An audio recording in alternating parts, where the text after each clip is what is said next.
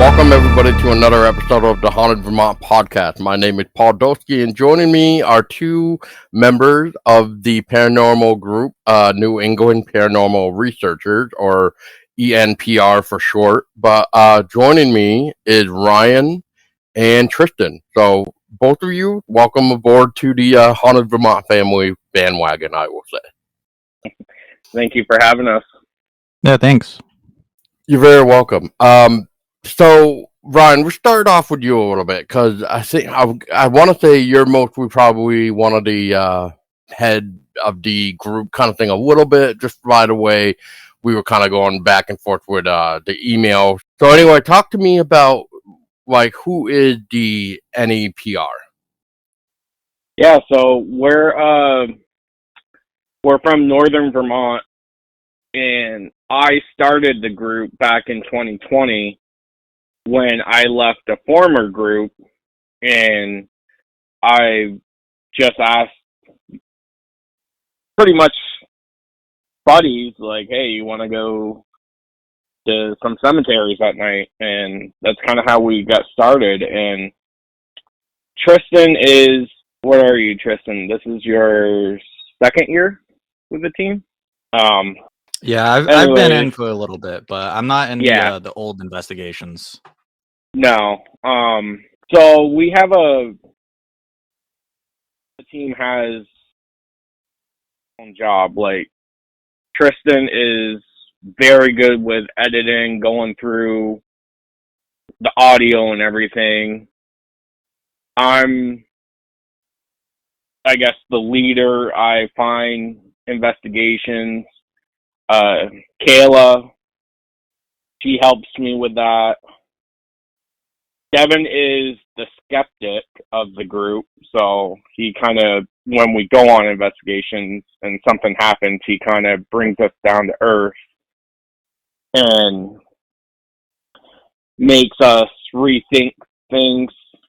And Cameron and Nate are pretty much the same. They're not scared of anything. They'll go into any situation and not think twice, which I guess could be kind of bad at points, but yeah, that's pretty much the team. Yeah, I think every group should have a skeptic. Otherwise, you'll have a bunch of people in one room and go like, what was that? Oh, it was definitely this. And usually it's the skeptic that's like, well, they do have ACs on. Yeah, exactly. Oh yeah, I didn't think of that. Yeah, I was going to comment that it is always good to have a skeptic. Skeptics are lovely people anyway to have around. As long as they're not like, you know, as long as they're respectful, I will. Oh, absolutely. Yeah, absolutely. Yeah. Yes, but I will agree with what Tristen says. They help like bring us back to being like, oh yeah, like the earthbound layer of it's not always a ghost. Yeah. Perfect. So I guess Ryan, real quick, is you know, if somebody were to ask you what is the reason behind like you wanting to form the group to begin with, like if somebody asked you what is your guys' mission statement, what would you say? I would say proven that there is something else out there. Like, I have a theory that the paranormal could just be an alternate universe, but it's still there. It's still paranormal. We don't know much about it. So I think our goal is to get that solid proof that all these paranormal investigators are going for, getting the pictures, getting the videos, audio, really anything. And it really, for us, it's going into these places and just kind of, as weird as it sounds, just enjoying it because it is history that you're walking into. Right, right. And like it doesn't matter what place it is, there's always some sort of history that happened behind it. So Yeah, it it's always good to kind of brush the cobwebs off too and kind of know the history of what you're walking into, so that way if something is going on that you're not recognizing that would be considered modern time, it might very well be from a time when the um I'll just say specters for lack thereof. I mean, I don't want to just keep calling them ghosts, but I'll just say specters for that. They're so used to it being in their time that they have no clue what's going on in 2024 per se. exactly. Yeah. All right. Well, I like the response already. So I guess Tristen, I'm gonna put the question onto you. So, in your own take, what would you would like to expect in the world of the paranormal around like these times? So, like in your case, if you had to say somebody what your objective was to being in the paranormal field, what would you say? I guess what you were asking for is like any advice for anyone new that's going into it. That, or like if somebody were like me, like like what got you into the paranormal to begin with, and Oh, I stuff like see. that. Yeah, so it's funny because I feel like a lot of because I started from a young age with the paranormal, and I think it starts a lot this way. Is you'll see shows like Ghost Adventures or just Ghost Hunters or whoever, and I know now it's kind of a different era where YouTube is like a huge thing, and there's people on YouTube doing it like Zach and Cody. And so when you watch those kind of things at a young age, you kind of get a feel for it. And so I was actually doing a lot of paranormal investigating before I joined the group. Of course, I was a kid, so I would do dumb things like an Ouija board or stuff like that, which don't do Ouija boards. But yeah, I kind of just got into it because I had a fascination with it. Just seems like it's unknown. You don't know if it's like a whole nother dimension. You don't know if it's like just your dimension and these things are just around, or you have nothing, you don't know anything about it. And I think that's what kind of led me to it. That's a fair answer. So, how about you, Ryan? What got you started? So my grandmother was really into like the witch kind of stuff and the paranormal all as one.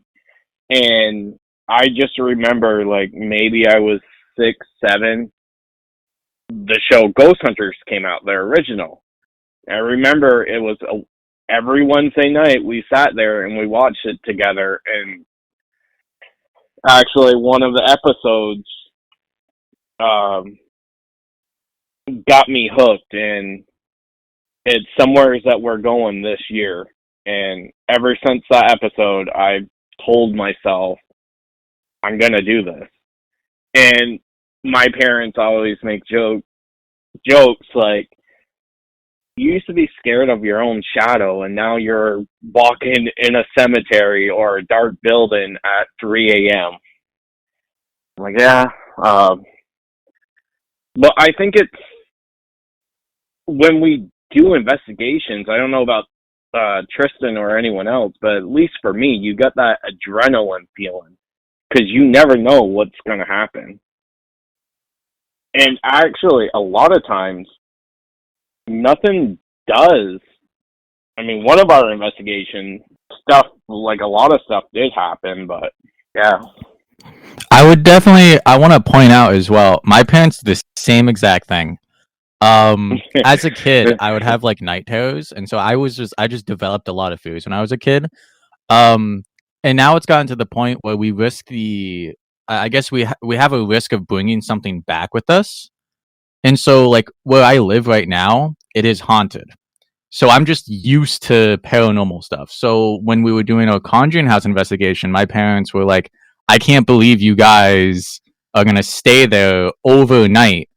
And two of our members actually fell asleep in the haunted bedroom. it's Yeah. it's just being around it for so long. It's not really that scary anymore.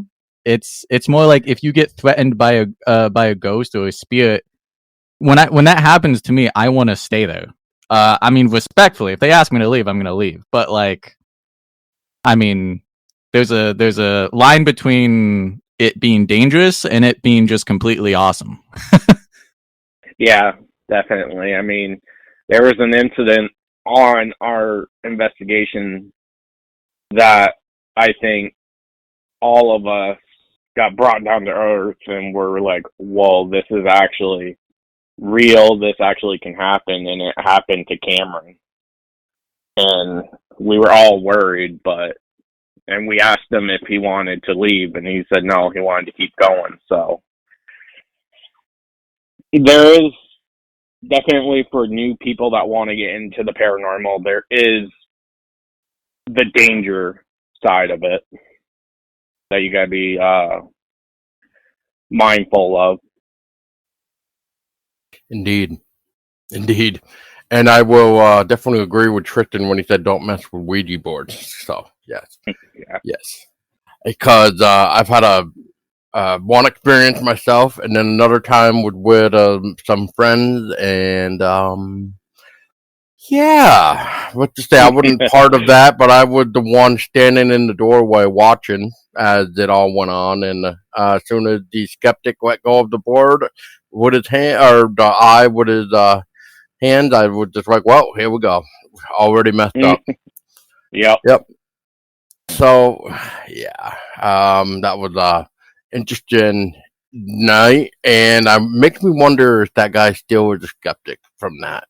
So anyway, so moving forward a little bit. So you guys, you said have been around for 2020. What a year, I guess, to form a paranormal group during the COVID pandemic of the shutdown, depending on if you want to call it that, or maybe it was further on in 2020 when things sort of, I guess, calmed down, I'll say. Anyway, so we'll start off then with St. Michael's College, because before we started, I was talking to you guys about the audio and stuff like that a little bit too, and then I think you might have gotten here on the recording. But anyway, we'll start with that one just a little bit, just because I was having so much of a hard time understanding what was going on, except for maybe one thing, I should be honest. But one thing I did notice at the very beginning of that video was you guys did your intro at the oh god, I'm just gonna call it the old abandoned like church there on Whipple Hollow Road there, the one that everybody likes to go to for whatever reason. You know which one I'm talking about, Ryan?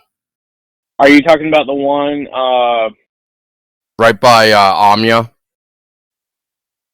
Yeah, can't remember the town, but it's kind of close to Rutland. Yeah, I don't. Is that where you're talking? Yeah, it's Florence. Yeah, I know where you're talking about. Yeah, that was that picture. I guess is that was the old team. That was the first team that we had. Almost no one in there besides me, Devin, and I think Colby was there, are in the group anymore. And it was nothing bad. It just they lived way too far from us. Well, that makes So sense. yeah, I totally forgot that we investigated there. We didn't have what was that? I was just gonna say, yeah, I was wondering what you guys dealt with around that area. Yeah, so story about the church on Whipple Hollow Road. We didn't have access to it. We were actually going to investigate Whipple Hollow. Whipple, I can't say it now, but that road. The Whipple Hollow Road. Yep. Yeah. We were going to investigate there, and someone, I can't remember who, said there's a church down the road that's haunted. I'm like, let's go check it out. And we went there, and we just walked around the property. Nothing too big. And then we got a couple spikes on our EMF meter, a couple voices through the spirit box. And then this was actually the first time we ever encountered law enforcement. They just stopped and they talked to us for a little while. Nothing bad. They just said, well, unfortunately, we got to ask you to leave because it's past sunset. We're like, oh, okay, not a big deal.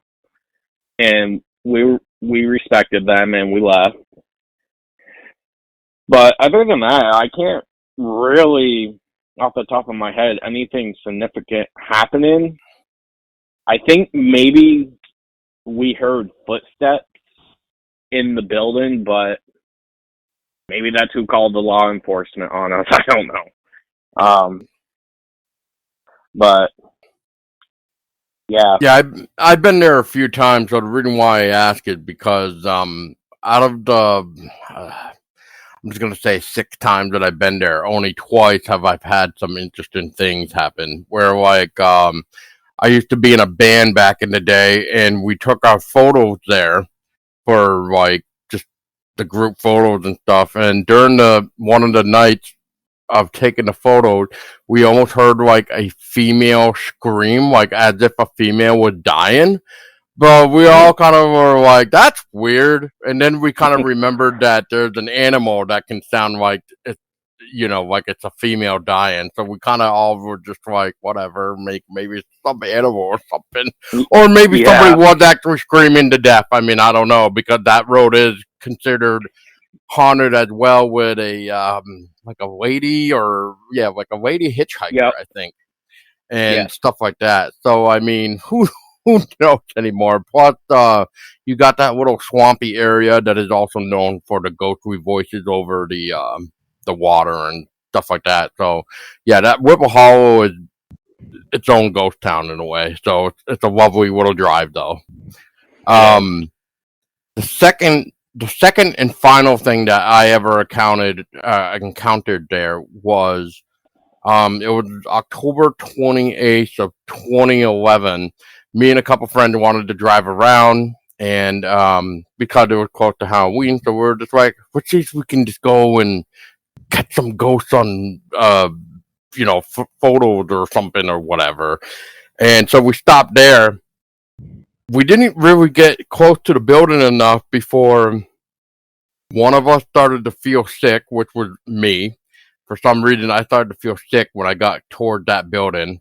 And somebody was freaking out because they thought they could hear, like, how did he put it? The sound of, like, chains being, like, dragged across the wall of the building or something. That's funny that you say that, because now that you say that, that was one of the things that we heard inside the building. Was almost like a dragging sound of chains? Yeah. Yeah. That's so weird. But yeah, lovely story. Yeah, unfortunately though, like you just said with the police officers, yeah, they kind of been keeping track of that area. So unfortunately, because of all the break-ins. And again, if you're new to the paranormal or you want to start investigating, just respect law enforcement. I mean, they're not trying to ruin your night, but we also got to follow the laws. And obviously, we didn't know at the time that we couldn't be there on the property past sunset because there's no signs. So I don't even think there still is. Not there. No, I don't think there is either. So, I mean, I guess my advice would be just don't give them a hard time. Right. So, I think the only time I've actually had an encounter with that, and it's not even the same thing, because we were at Highbridge, which is in Milton. It used to be like a suicide spot, but it's also a fishing spot. And so we were doing our investigation, and it was nighttime, and I remember the fishing warden or whatever his name is came out and like thought that we were illegally like fishing when we weren't supposed to be. But yeah, no, you definitely gotta respect the restrictions on some places. Oh yes, because otherwise we're gonna end up like Emily's Bridge all over again. So. Yeah, exactly. Don't get me started on that. But all it takes is a couple knuckleheads to ruin it for everybody else, is what I say. But anyway, so yeah, So originally we were going to talk about St. Michael's College before I noticed the intro to that. So I had to ask about that. So anyway, yes, Ryan. So please take over now and talk to us about St. Michael's College, which I believe is the same college where supposedly there's like a carved pentagram on one of the classroom floors. Unless I'm getting it confused with another college. Yeah. So I don't know if anyone knows where the old church and old theater is, but it's in the fort of St. Michael's College. And if you go through the fort, I mean, those buildings are old. They're really old. And because it used to be a army base. So I actually got permission for us to investigate there because I metal detect too. And me and my buddy got permission to metal detect the properties. And the owner started talking about paranormal stuff. I'm like, well, I'm a paranormal investigator. Is there any chance that we can investigate? He's like, yeah. So we got to investigate, and I remember just sitting there and having almost like this energy go through me. But it wasn't like a bad energy. It was kind of almost excited. Like, because I don't think anyone's really been in there to do anything besides move furniture around or stuff like that. I think they just wanted to be heard again, and it was definitely a cool night to be there. Unfortunately, our night got cut short because we smelled what I can only describe as propane, and we started to get really dizzy. So we had to call security about that, and they told us that the best thing to do was just to leave. We left, and there was one piece of evidence I had, but I don't know what happened to it, but it looked like this mist almost going across the stage in the theater, and then it got to the right of the stage and it just vanished. And I have no idea what happened to that footage because that was an amazing catch. But other than that, again, we got a couple voices on the spirit box and a couple spikes on the EMF. But I mean, the two buildings alone are bigger than what they look like from the outside. So we were able to split up. We had 4 people inside the theater, 4 people inside the church, and then we would switch. Yeah, the one piece of note that I have here was at one point you guys were walking downstairs from, I want to say it was the church area, and somebody was talking about how as they were walking downstairs, they heard something behind them, and then that's when they stopped and listened for a second before they both turned around. So I think one of them might have been you. Yeah, so back then I was the one filming. And I believe that was my buddy Rick because he's the one that I metal detect with, so he had a fascination with the two buildings. And I believe that was the theater because upstairs were 2 bedrooms.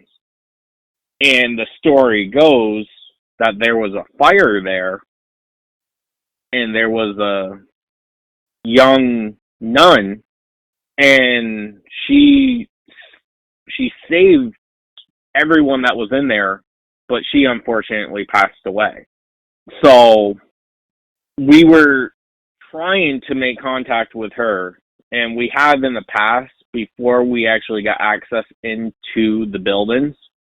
We used to go there at night and just sit outside since we had permission to be on the property with the spirit box, and we talked to her and all that. But that night, really, we didn't really talk. We didn't communicate with her at all. It was mostly men that came through the spirit box.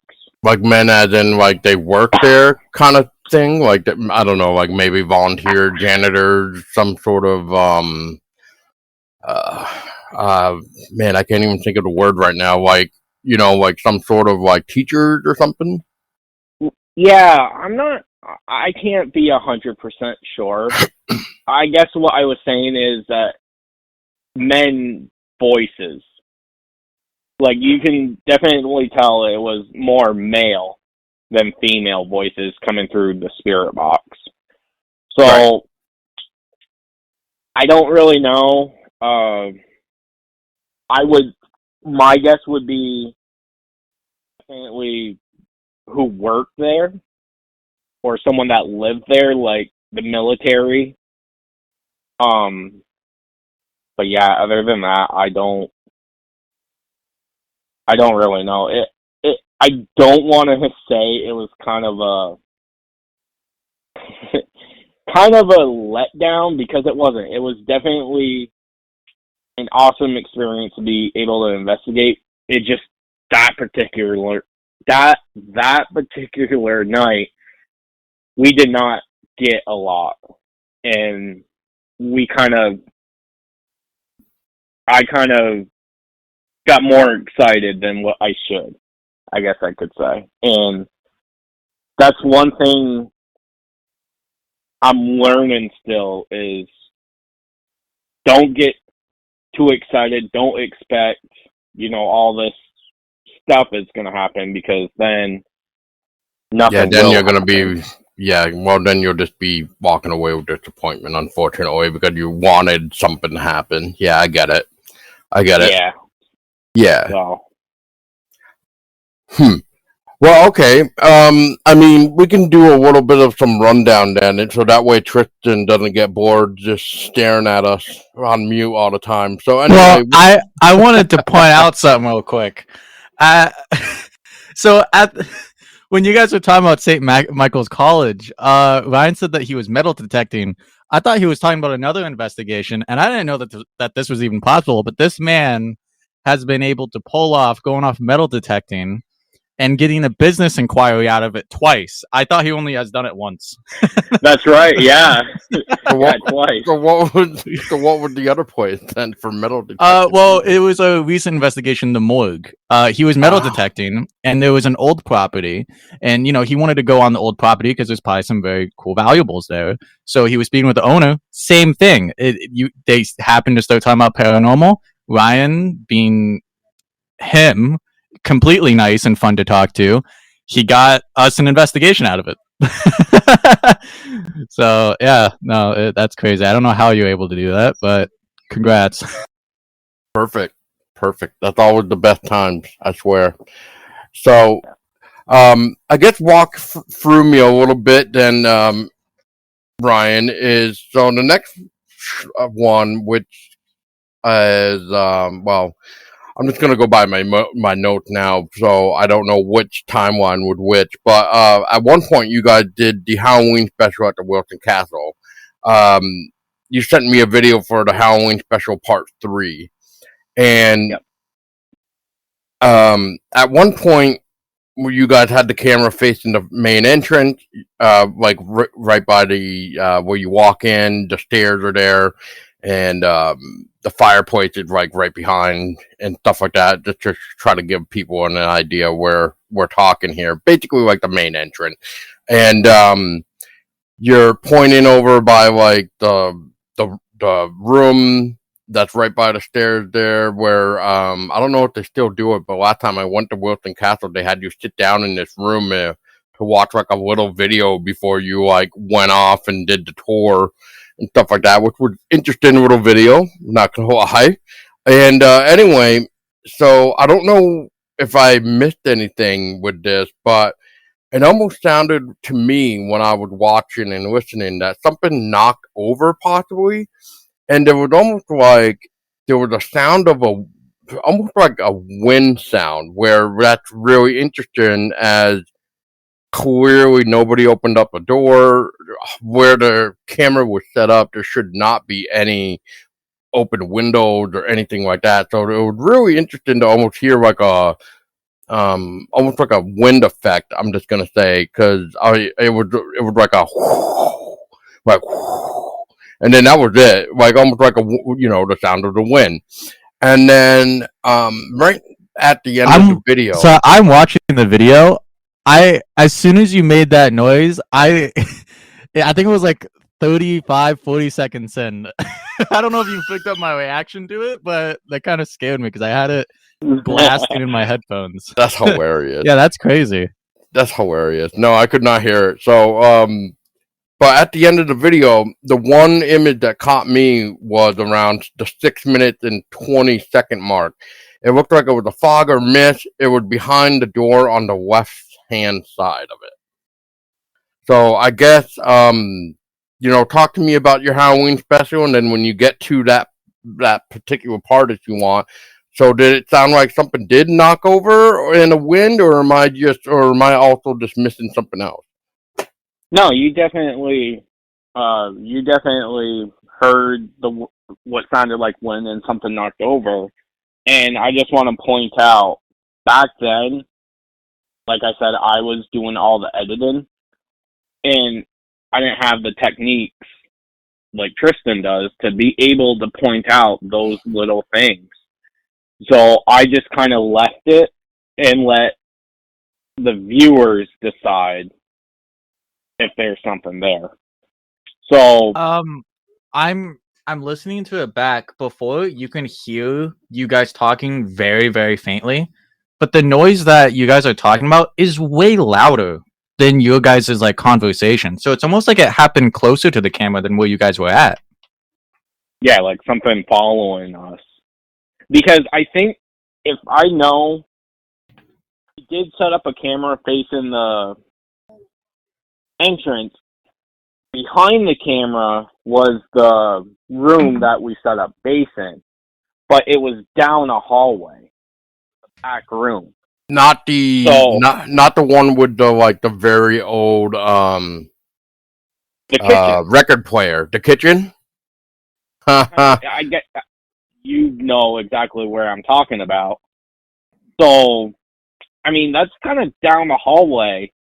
So, I guess something knocking over, that could have been us. But the wind, I can't explain that. And actually, our paranormal experience started way before the investigation started. We got to Wilson Castle. Of course, Tristen now can vouch for me. I like to get to places early, sometimes too early. And this was our first big investigation that we'd done. And we thought the castle was locked because 3 idiot people, I'm going to call us idiots, were trying to pull it. Oh, it's a push door. So finally got inside, and I don't know if they still have it, but they have a desk right to the left when you walk inside, and they have a little bell, and they say ring for, I can't remember exactly what it said. It just said ring.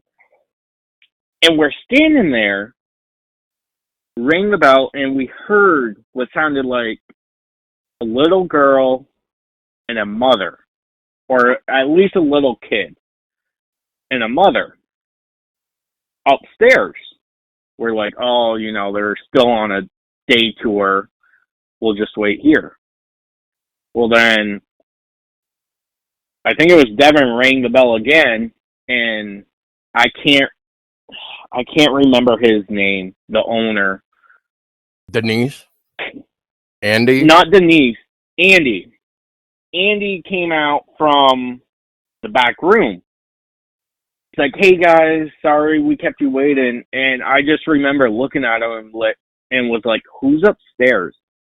Like, no one. It's just me and Denise in the whole place. I'm like, someone was upstairs walking around and talking. And he kind of just looked at me with a smile and like, "Yeah, welcome to the Wilson Castle." Yep, typical Andy response. Yep. That's funny.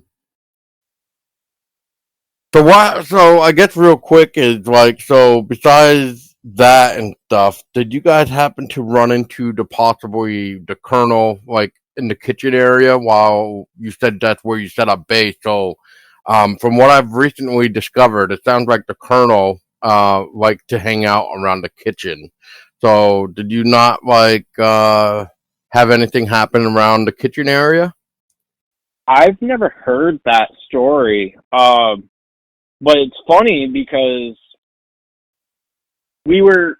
all the cameras were off. We were getting ready to leave, and we decided to play a little prank on Devin because this was his first big investigation. And we just decided, because in the kitchen, there's two doors, one at the hallway and one that leads right into the dining room. So I think it was Colby went around to the other side to knock on the door, and when Devin opened it, no one was there because Colby took off the other way.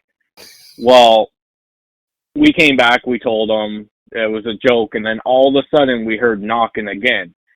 And we kind of just froze there, and Devin was like, "Come on, you guys, the joke's over." We're like, "That wasn't us. We're all sitting right here." And I remember we had one of those big yellow flashlights. And again, right before we were about to leave, it kept flickering on and off by itself. So I guess that was really our only experiences in the kitchen area.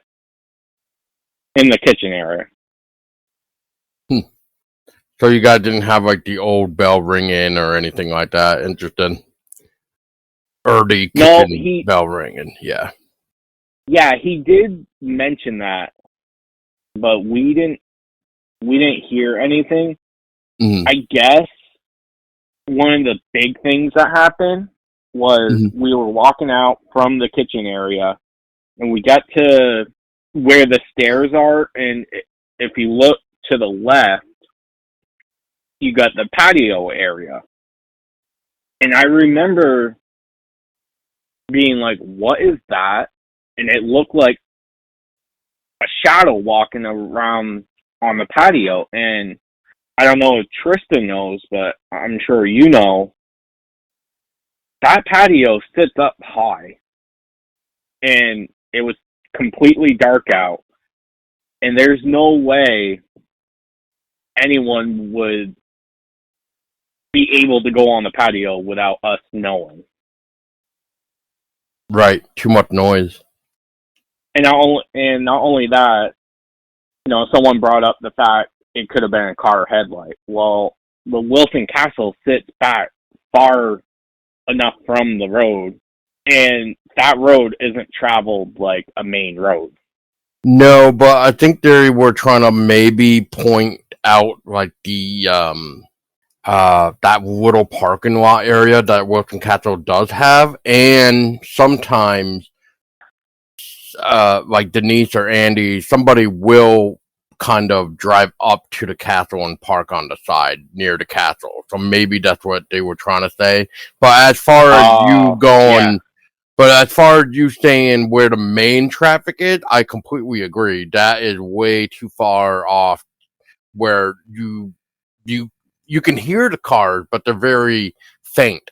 And there's no way in hell that the headlights could hit the castle from the main road. Well, and not only that, there was no like headlights surrounding it. It was literally just a shadow going by. It happened so quick too that I just caught it. What is it called? Side vision. So. Your peripherals? Yes. Thank you, Tristen. Yes, thank you, because I wouldn't have gotten that right either. So. All right. Well, I mean, it sounds like you had some quite a fun experiences at Wilson Castle. I mean, I was hoping to investigate. I think it was last year or the year before that. I can't remember, but we couldn't get a full crew to go, so it was just like, it's not in my budget this time. So yeah, maybe one day I'll be able to investigate Wilson Castle. But yeah, so let's get Tristen on board. So Tristen, you were mentioning that you kind of joined in later on, or something to that effect. And anyway, it sounds like you were part of the Green Mount Cemetery that took place. I'm looking at a channel, and it turns out there was a Uh-oh. old investigation of the Green Mountain Cemetery. It And depends then the on which new one one. you're talking about. It's probably the old one then that I got then. Anyway, so maybe Ryan here will help clarify this. Then, if you did do like a newer one, then we can go into that. But for right now, for what I saw for a video, which was possibly the old one, was I took down notes saying something about like when you guys were talking about the story that is supposed to be going on about the statue in Green Mountain Cemetery with Black Agus. There were spikes going off with the EMF every time you talked about the story. You guys did at one point. Whoever was filming, they were talking about their phone getting hit, and you guys ended up getting a response that basically said, "I did." You had the EMF device that was basically acting up and turning itself off every now and then. And then you guys had a possible photo capture at the end, but I could not quite tell what I was supposed to be looking at in the photo, unfortunately. Yeah, that's definitely the old one. It was actually me and Dwayne. Dwayne is the other founder of the group. Unfortunately, something happened, and I'm not going to go into too much detail, but he is not investigating as much with us. He still does once in a while, but something happened on an investigation. So anyways, we were there by ourselves. It must have been around this time, like early spring, late winter, and I just remember sitting there, and it was almost dead silent all night, and we were only getting spikes on the EMF, and then all of a sudden I heard something hit my phone, and that's what I was filming on, because it was going to be a short video because it was cold. So rather than filming on the camcorder and having to drag it over to a laptop and do all that, I just said, I'm just going to film on my phone.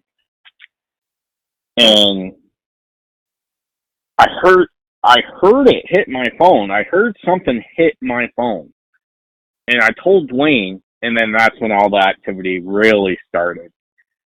And in the video, you can kind of hear it, but because it was on my phone, you really can't. But it sounded like two females talking towards the back of the cemetery.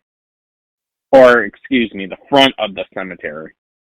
Right, because you did, right, not to interrupt you, but you did mention, like, oh man, I was just looking over here because it looked like there were two people walking up. Yeah, I said that, yeah. I heard the footsteps, and then I heard the talking, and I'm like, I think my first reaction was security guards. And because I know not security guards, maintenance, because I know that they have maintenance inside the cemetery there, and I thought they were just going to tell us to leave, and there was nothing. I mean, we even drove around the cemetery after we got done, and there was nothing. But, I mean, even Tristen can say how big that cemetery is and how easily someone could hide in the cemetery without you seeing them. It's quite possible, but that was definitely, it kind of made my hairs on my arm stand up a little bit, because you're hearing a disembodied voice almost. You don't know where it's coming from. Right. And that cemetery is quite big, because I've been there a few times during the day, and yeah, even like as you go into the back, where it kind of goes uphill a little bit, and then you have a choice to kind of swing around to go back to the entrance, or you can kind of go down more, like toward, let's see, if you're facing the entrance, it will be like toward the right end there, where Yep. it gets more weird by the minute. And Yep. then we have that famous the infamous statue there too, the one with the little angel on the cross thing. I can't even remember what name is on that right now, but it's that other known grave. Forgive me for not remembering, but man, there's so many cool cemeteries there. Like, well, stones, I should say. Like, I think one's like a house, one is like a dog. There, and you got like that. Not to interrupt you, but nope, go ahead. Have you ever seen the little girl statue there? I'm wondering if this is the same one that I'm trying to think of. Yeah. I believe you're talking about the same little girl. It's the little girl like this. Yes. Yeah. The one that likes to have coins on them. I think her name is Lily. People like to put coins on them. Yeah, it's a way of basically saying I visited you, basically. Or, paying respects. Yeah. Paying respect. Yep. But a lot of people don't, or a lot of places don't actually like that sometimes. So, yeah. So if somebody mentioned, or there's a point that said, do not read coin, don't do that. Because I kind of understand. Yeah. But yeah, whatever her name is, yeah, the one that like is kind of like has her hand on, or her head on her hand, kind of like she's kind of like listening, like looking at you, like listening, like like this story's still going on. You know, like yeah, that's a cool little one too. But yeah, that side of the cemetery is where I'm talking about. Like even there, you kind of feel like you're well hidden, and that you can blend in. And then you got that random staircase near the entrance as well. So I mean, there's a lot of interesting things going on in Greenmount Cemetery besides the weird Black Agate story as well. Yeah, definitely. And I mean, people have stories of, just because it's so big, people actually go for walks in there. Mm-hmm. And they have stories about the paranormal during the day. So I definitely think that cemetery is one of the most haunted in Vermont. Yeah, I think that's also the same cemetery where they talk about the statue that cries blood. Unless I am getting it wrong again, but I'm pretty sure this is the statue of the little girl. I know that there was a tale saying if you look into her eyes, you'll feel like a bunch of sadness, but I don't know if that's the same like tears of blood that you're talking about. I don't think that's the same one. I think the Black Agnes, I've heard the story of, you look into the Black Agnes's eyes on a full moon night, and you'll see her crying blood, and then you'll die 7 days or something like that. So I don't. Oh yeah, I remember you telling me about that. I think it was like if you sat on the lap and looked in their eyes. Yes, That's what it is. Yeah, there's so many different versions of it, you can't even tell which one is which. It's like which in a newer investigation, there was a point where they're not part of the group, but we kind of like had them come along with us because they wanted to. One of our friends sat on the statue, and we wanted to be respectful, so we obviously when you do something that you might make a spirit angry, you want to always ask. But they sat on the statue, and we asked, if you would like us to get off the statue, make the EMF go to orange, and it went to orange immediately. And I think that was the last time we sat on the statue. But I think because of the legend, a lot of people sit on it, and I don't think it likes it very much. Not anymore, because they probably are getting really sick and tired of it, which I don't blame them one bit. I don't either. So, you're basically sitting on a grave, so it is like disrespectful. So very much so. Yes. Yeah, I mean, I think that's all it is a legend. I mean, I don't personally, I don't believe it would happen. I do think now, because so many people have done it, the spirit is going to get mad and cause things in your life to happen, but I don't. Or maybe, I mean, we've talked about it a little bit, the Ouija boards. Someone could have conjured something there and something like that. Well, I know there was definitely a Ouija board that conjured up something at Emily's Bridge, according to the tale that I also heard. But that's another story. But yeah, it's interesting because I have heard some interesting stories regarding the statue. There we go. Let me cool my head off now. So anyway, what I'm trying to say is, I can think of at least two right now of what I've heard about that statue from way back in the day. And as far as I'm concerned, this is just stories, but it's part of the legend, which is two people did in fact sit on the lap of Black Agus, and one of them drowned within a week later, and one of them did in fact get into a horrible car accident. So I don't know if that from sitting on the lap or if that was just coincidence. I mean, I don't know, but either way, it sounds like by the time this has happened with these two people, it was within the same week of when they sat on the lap. So that's probably why they say that if you sit on the lap, you die. Basically, you have 7 days, is what I would say. But so Tristen, let's get you to talk a little bit. So you were talking about how from the notes I have is from the old investigation. So talk to me about I guess I'll say the updated investigation. So what happened with you guys, or was that literally more of what has happened? So the one that we did was in the daytime, and it was me, Colby, Cameron. Ryan, were you there for that one? I was not. I was at work. Oh, okay. And then we had two other people that were just joining us for it. And we did sit on the statue, and absolutely nothing happened. And then later on in the investigation, we did the same thing, but with the EMF and the spirit box. And that's when they told us they didn't like people sitting on the statue, so we got off of it. But we were getting EMFs.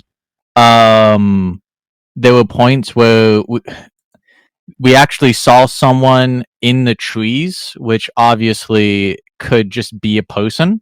But the thing is we went towards it, and there was no one in there. There were other things. And this is, everyone has their own kind of opinion about this, but so there was a phone app similar to like the Xbox 360 Connects. It uses an algorithm to know like how to map a skeleton based off of like a figure. And in the video, I actually had Cameron do a little dance, and the tracking was insanely accurate. But the thing is Cameron started walking towards me, and then another figure showed up behind him. And the very strange thing was, at first it seems like it was tracking like a grave, but the closer I got to it, the more it was actually on the side of the grave. And it was on like a grass patch. And I remember getting closer to it, and I remember saying, like, don't worry, it's gonna be fine. I'm gonna get a little closer. And as soon as I took one step, it just vanished. And my first instinct of that was, I'm gonna make sure it's not the grave. So I went right back where I was, and I didn't get another figure at all. It was just completely gone. And that's when we started using that app. But we also do get false positives. Like in the video that we did, Nate was holding it. He joined when I joined. He was using it, and we thought that we caught a figure, but we actually caught two trees in the background that looked like it was somewhat of a person that it was being confused with. Which in the video we were able to debunk that. We were getting somewhat creepy things on the Ovilus, but the thing about the Ovilus is it just kind of spits words most of the time, and some of them are actual evidence, and other ones are just kind of questionable. Most of the ones that we got were questionable.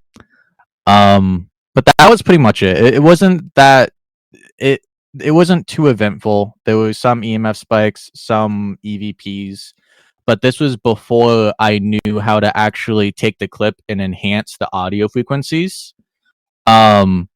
Because if you, let's say you're doing like an EVP session, if you take that into your editing software, you can boost certain mid and low tones to enhance quieter sounds while decreasing the sound of higher noises. So let's say I was speaking and there was an EVP behind my voice. I could lower the loudness of my voice, but anything that was quiet in the video, I could enhance. And I didn't know how to do that in that video. So I'm sure we got more EVPs and we just don't know about it. But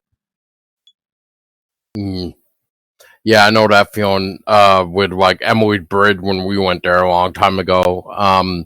We feel like we might have caught in a few responses, but the only problem was the water underneath the bridge. So we just kind of made it like unconclusive because there was no way we can take that sound and really do anything with it. Well, as far as back in the day, anyway, for us, I had no idea to even know where to begin to like try to clean that up, even if I wanted to. So we kind of made a note to self that if we were going to ever do that again, that we would need to try to be outside of the bridge or a little bit away from the bridge, just enough so that the water can't really be picked up as much as it was when we were trying to talk inside of the bridge. yeah, what sucks a lot about water is like when you're close to it, it's loud, but also there's low volume with the water.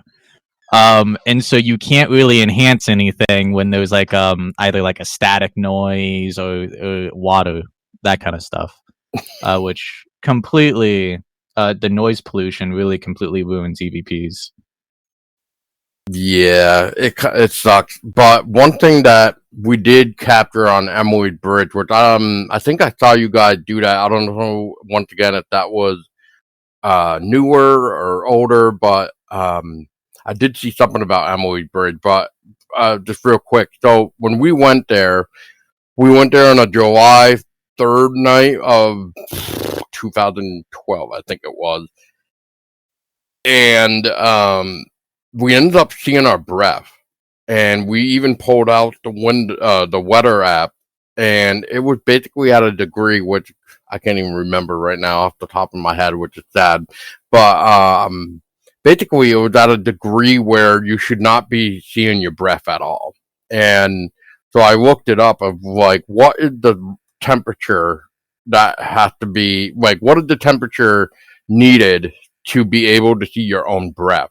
and that has to be somewhere around the 45 degrees or lower mark to even see your breath. And we were seeing our breath around like the 60s or so. Yeah, so that was weird. But I ended up getting scratched that night. The other female we were with, we think got scratched. I mean, she said there was some weird like little red marks, but they weren't as deep as the ones that I ended up getting. And so yeah. Otherwise, besides some interesting captures we got on image, there was one image that really caught me, which was in the middle of the bridge. We had the high beams on, even on the car light. But when I snapped a picture in the middle of the bridge, it almost looked like there was just somebody standing there, almost as if they were like a side profile view. But what was very weird about this was that like you could see the teeth, like I could make out teeth, like it was smiling or something, and it definitely looked like in the structure of a male spirit, very tall too. But and the only reason why I bring it up is because we only hear about Emily's spirit. We don't even hear anything about this possible male spirit that is there at Emily's Bridge. So every time now I hear something about Emily's Bridge, I always bring that up. It's like, well, there is supposed to be a male spirit there. So what is he doing? Is he the one that's actually scratching people? The thing with and I don't know how it is for Ryan, but whenever I go to Emily's Bridge, it's always either a hit or miss. It's either nothing happens, or something happens, or there's one thing that happens, nothing happens, you're there for a few hours, and then as soon as you start to leave, it tries to scare you away. Yeah. Yeah, and I wasn't on any investigation for New England Paranormal Researchers, but I have been on my own with one of my friends, and yeah, I don't think if we ever do like an up to date Emily's Bridge investigation, I don't think I would go to it. That's fair. Yeah, I mean, I've gone between New England Paranormal Researchers and the other team I was a part of. I've gone countless times, and at this point, I don't know if we would go back, not because we're scared or anything, but it's like, what point do we have left to prove there? I mean, we pretty much proven that the bridge is haunted by something, and if you keep going there, at least what I think is there, if you keep going there, something bad is going to happen. And there's no point of risking someone's life for that. So, and I mean, and honestly, if you keep going to the same places over and over again, it kind of gets boring, especially if you're trying to make a video. So, well, there's a lot of different legends of the Emily's Bridge, and what's really funny is that I didn't tell you, Ryan, but our next podcast episode that we're doing is about Emily's Bridge. So I have a document already made with the legends and stuff. And yeah, there's a lot of different legends here. Like the most popular one, obviously, was the lady who was going to run away with her partner, and the guy never showed up, and things happened, and she took her own life and stuff. But it usually always ends in the same way. And something that I've kind of gathered from it, and me and Cameron agree with each other about it, is I don't even think whatever there is human. No, and I wanted, if you're okay with it, I want to explain my one experience I had that led me to believe Emily is not the one hurting people there. Which is exactly why I don't think it's her too, because in one of the images before you tell your story, we did pick up a like a female spirit near the entrance of the bridge, like outside of the bridge. But so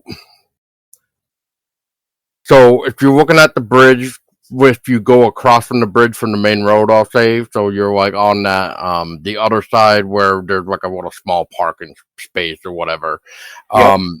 She was just in the picture. She was standing on the right hand side, and what was interesting about this was that it almost looked like she was pointing behind us, which is the way we just came from, basically trying to tell us that you need to go back. So and then I captured that picture of what looks like a man or something, or at least that's what he want to show itself as or manifest as, like a man.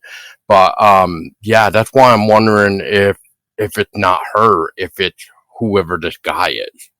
Well, isn't it? I don't know if this is. I know it's definitely true for the Goatman's Bridge, but I think they also do it a lot at Emily's Bridge. Don't people go there for like seances and stuff? That is one of the one of the stories. Yes. Well, Yeah, I wonder if that's like like there's just multiple spirits now that are actually doing this, and everyone just thinks it's Emily. Yeah, that's what I'm been wondering, because one of the stories that I remember hearing about a few years ago was about how this particular lady went there with a Ouija board with some friends and did like a thing there, but they never closed it. So that could very well be why. It's basically out of, like a portal now, I guess, where there is more than one spirit there. As far as I know, there's two, but there could be more for all I really know. I mean, I don't know. I haven't been there in almost 12 years. I've been there during the daytime, but that's about it. yeah. So my story is with actually another team before I started New England Paranormal Researchers, and it was in between the first team I was with and this team. And we went there. We didn't even release the video. I mean, the team didn't last. But it was me, Colby, Cameron, and a couple other people we used to work with. And I remember standing on the bridge. Nothing was happening. And then all of a sudden, Colby said he heard growling from underneath the bridge, because he was all the way on the other side of the bridge, kind of near like the main road. You know how you can look down? And he said he thought he heard growling, and I remember holding the SLS camera and pointing it at Cameron, and there was a dark shadow thing right next to him, and Cameron was saying how he was cold. And this is the middle of summer. And I remember just looking up, and I was like, I know you're not Emily. Who are you? And then all of a sudden, 5 out of 6 of us heard kind of like, you know how a witch in a movie laughs? That's the best way I can describe it. And then the bridge, not violently, but we could feel it kind of like swaying back and forth. And so what I came to the conclusion after that experience is Emily is a spirit. And what I also learned is that the Dutton farm was near there. So I think her last name, I think is Emily Dutton. And I think she passed away on the farm. And she's there to protect people from getting harmed by this evil spirit or whatever is there. That's what I think Emily is there. So people might encounter Emily, like photographs and hearing female voices, but I don't really believe the story of Emily taking her own life. I guess really the only one I might kind of lean towards of being true is her husband or her boyfriend killed her under the bridge because she was pregnant. Well, that's fair, I think. Yeah, yeah, I mean, I just have the story about getting scratched there. My demeanor changed near the end of the night before we left. Like, at the end, it was almost like I felt aggressive toward Emily, which was weird. Because, like, as we were even driving away, I kind of, like, bleeped something out. And I was like, wow, this is not me. Like, this is not me. So, I think I brought on whatever that male spirit was, but I was really there just to kind of see what I could do or capture per se. But I think what happened was my demeanor ended up changing because when it kind of started to make my other friend's leg burn, that's when I was like, you know what? No. This is not how it works. It's this. Like the story said, it attacks men, not females. So that's when I made myself the target, basically. But yeah. But afterward, it felt like my whole demeanor changed. Like I was just so angry by the time I was leaving, and it was just so weird. I've been back there, and I'm fine. But like, I don't know, just something about that night. Maybe it was because it was a full moon night. That man was there manifesting. And stuff like that. Like there was a picture my friend caught of me, and right behind me there was a weird mist, and I wonder if that was the picture right before it like scratched the hell out of my back, because it looked like picture like, you know, somebody trying to grab your back with nails or something, or like, you know, just your fingernails, and just kind of rip down on the back and leaving marks like that. And there was 4 markings total on each side, so there was like basically 2, you could say like 2 hand grips, not just one. So I mean, I don't know. I just know I probably just made that other entity upset that I was calling for Emily and not him and stuff like this. And so I don't know. Anyway, never been back during the night because I said, you know what? I don't need to prove that there's something here when I can see my own breath at like 60 something degrees or whatever. So yeah. So I'm done with this place. So Tristen, so I mean, you know, I'd like to let you talk a little bit too, to give Ryan a second. So, what other investigation were you on with the New England Paranormal Researchers that you would like to talk about? I've actually been on quite a lot of them. We've done 2 investigations of our actual house. The second one hasn't been released yet. I was on the new the Green Mountain Cemetery. I was at Highbridge. Highbridge is one of the most scariest places I think I've been. Scarier than the Conjuring House. Just because whatever is there, it's not just one, it's like 10 or 20 of just spirits that will mimic your relatives. You'll hear very scary things like "look at all of them," "you stay," or whenever we brought Colby to the into that investigation, we would constantly hear his name from in the distance being whispered. It's very creepy things that go on there, but I think my favorite investigation thus far, probably it's gotta still probably be the Conjuring House, but I'm kind of leaning against the morgue. I think I might like the morgue investigation more than the Conjuring House. And you said that's one of the newer ones, which I think I did happen to see that it was released a few days ago or something like that. Yeah, that one had our. I haven't seen all of our older videos, but basically that was the most craziest portal session that I've have ever been a part of. It's like that was the first actual time that I think we actually got threatened by a ghost. There's them saying like you're done or he's coming, that kind of stuff. And of course, Cameron is kind of like a demon bait.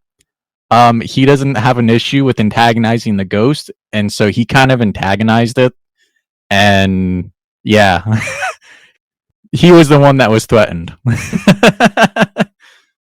Yeah, that would definitely do it. You do not antagonize ghosts, but I mean, at what point though is it okay to not antagonize one? You know, because especially if they did awful things while they were living, don't you want to kind of put them in their place, even if they're still lingering around? It depends on the mood. Like you can feel the mood of the room, especially if you're investigating. The style that we used to have as investigators before I joined the group, me and Ryan have actually already talked about this. They kind of had like a serious take on investigating, but what's actually really strange is recently we've been doing more comedy in our investigations, and it's almost like it's welcoming to the spirits because we actually get more evidence when we're making fun of the ghost and making fun of each other. And we did this a lot at the Conjuring House because at the Conjuring House we started off serious and we were getting a lot of stuff, but then there was like I gotta say probably like 4 or 5 straight hours of just nothing happening.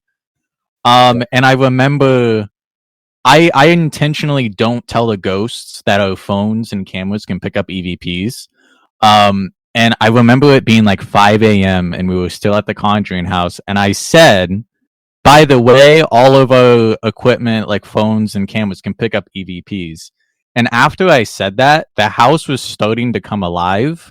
And we started hearing like bangs. And there was a point where if you go on an investigation for a very long time, you'll get very tired and you're in like a haunted place. So your energy is being drained. And so there was a point at the Conjuring House, it was like, I gotta say, maybe like 6 a.m., 7 a.m. I was just full on messing with the ghost. I was like making noise and lure us somewhere and hurt us, do whatever you want to us. And then there was a point where we didn't hear anything, but one of us walked away and I was like, congratulations, you've only lured one person. You know, I was just starting to mess with the ghost. Oh man. Yeah, I think like we're not name calling the ghosts. We're just kind of like joking around with them. I mean, Cameron, once in a while, he does take it a little bit too far, and we gotta lure him back in. But we're just kind of like just sitting there joking around with them. And like Tristen said, it depends on the situation. I mean, obviously, if we go to like a mental hospital, we're not going to do that. We're going to be more serious. We're going to be more serious and just ask questions versus, you know, the Conjuring House kind of joking around with the spirits, because I guess it's not as bad. All I'm going to say is the Conjuring House versus the movie, real life, it's not that bad. I mean, you're not going to get possessed, I guess, the best way to put it. Well, that's Hollywood for you. They got to do anything to bring you in somehow for the horror aspect. I mean, I did don't get want me to wrong. actually. Sorry, what, Ryan? No, I was just about to say, don't get me wrong. I love the Conjuring movies, but I go wanted ahead. to elaborate more on what mood am I talking about when we're actually serious. And in the morgue investigation, we were kind of like joking around with each other. But when it got to the point where, because when we joke around, there are a lot of times you'll actually hear a laugh come from the spirit box. So that's when we know, okay, we're playing with the ghosts, they're comfortable with us. But there was a point where it turned in the morgue investigation where it started not being as nice to us, and you could tell by the end of the video we started to get serious again, because it was saying things like "you're done" and very creepy things.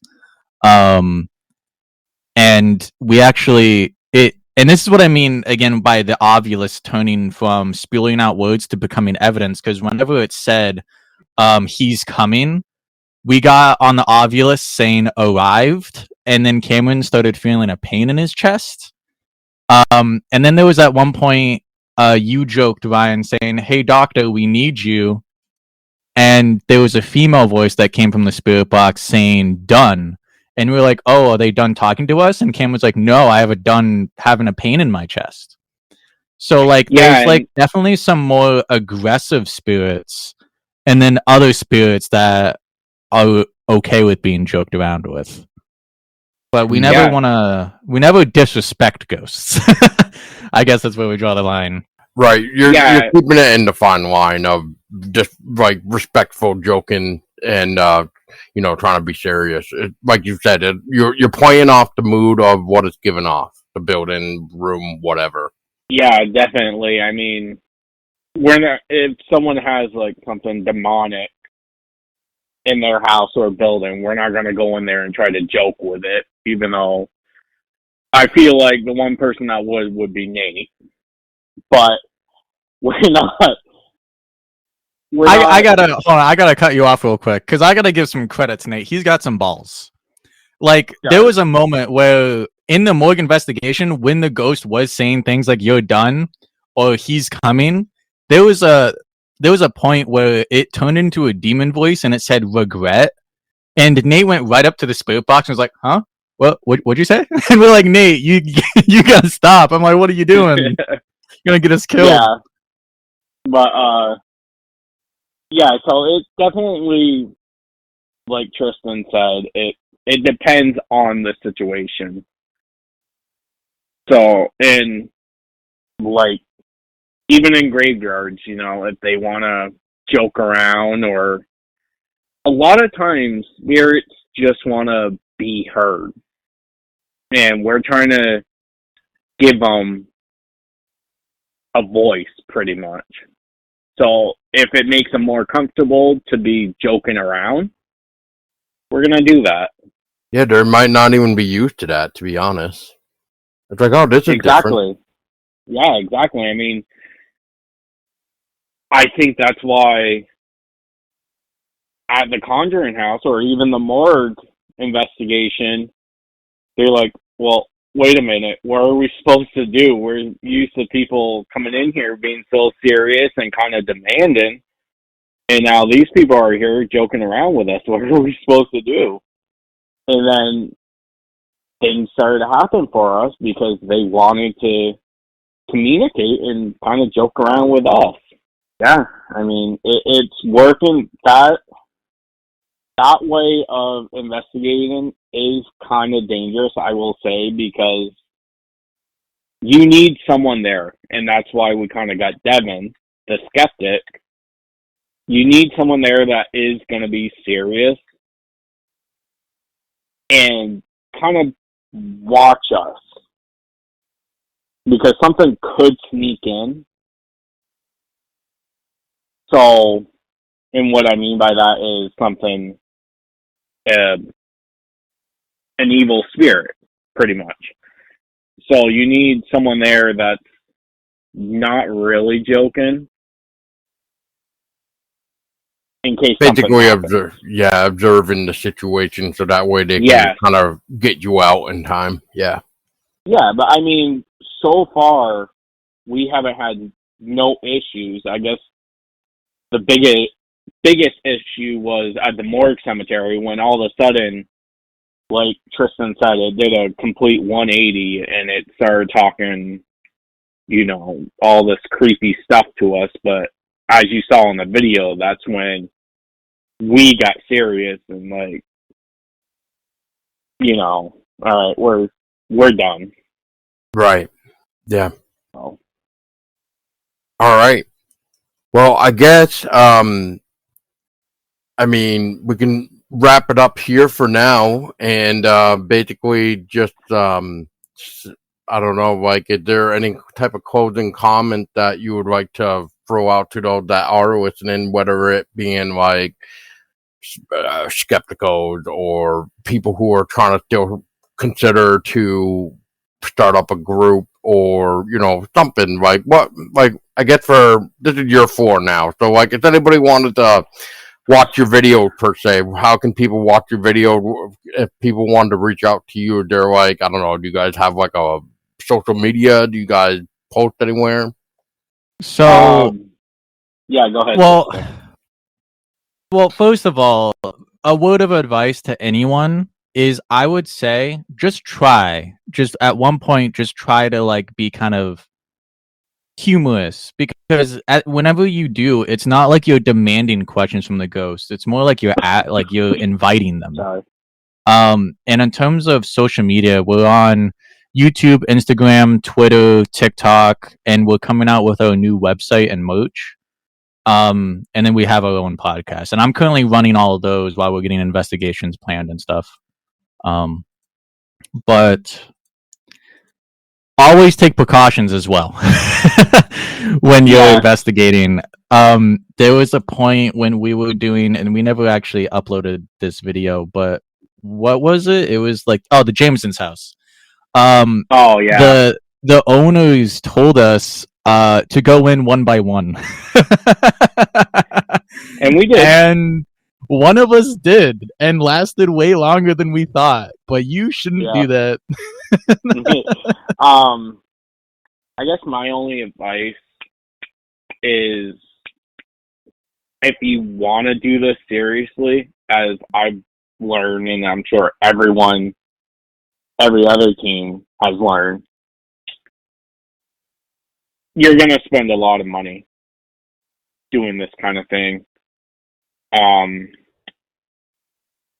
Just booking investigations. And what was the hardest thing for me starting was to ask, the question, can we investigate? So I guess don't be scared to ask the questions. I mean, the worst case scenario is they're going to say no. All right. Thank you.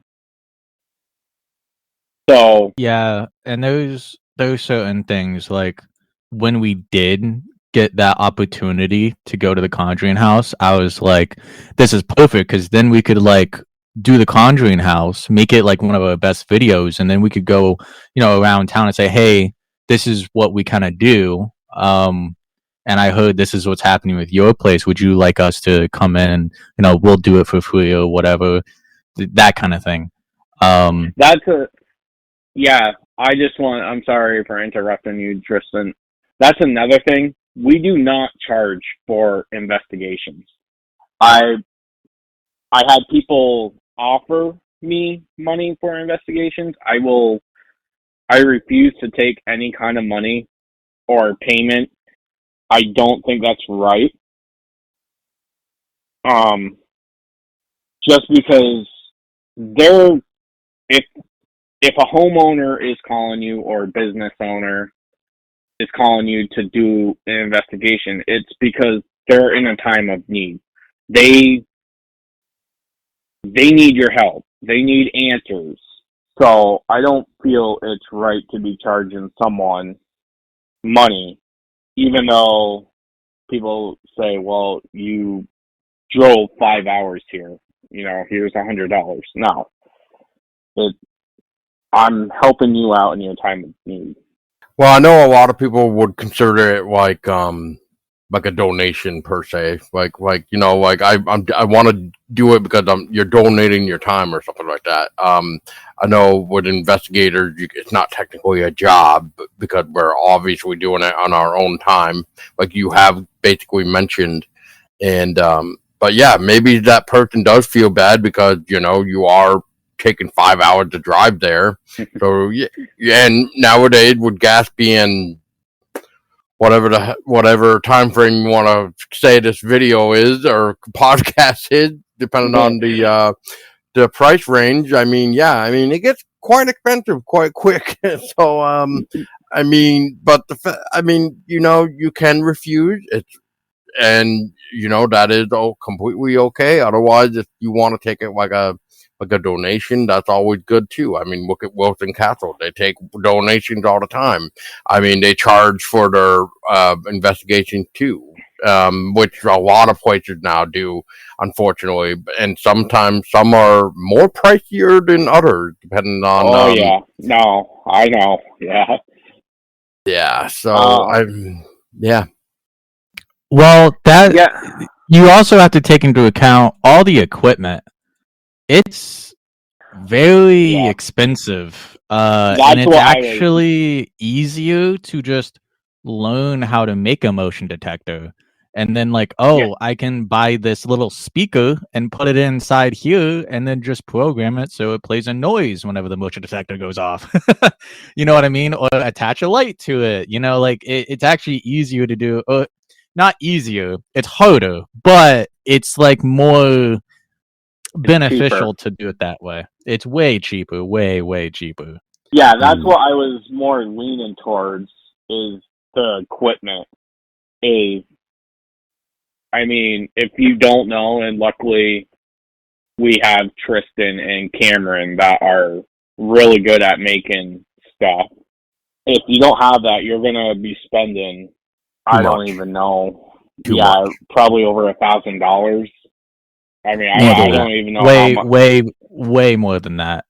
I mean, even getting a good camera. I was a little while ago, I did that whole thing where I showed you why night vision looks terrible. Why is it that darker spaces look terrible? It's just because the shades of color. There's just not a lot of shades of color, and it just looks very crappy, especially if you enhance the colors and stuff in editing. It's very crappy. And so whenever you get a good camera, those can be pretty pricey. No, definitely. So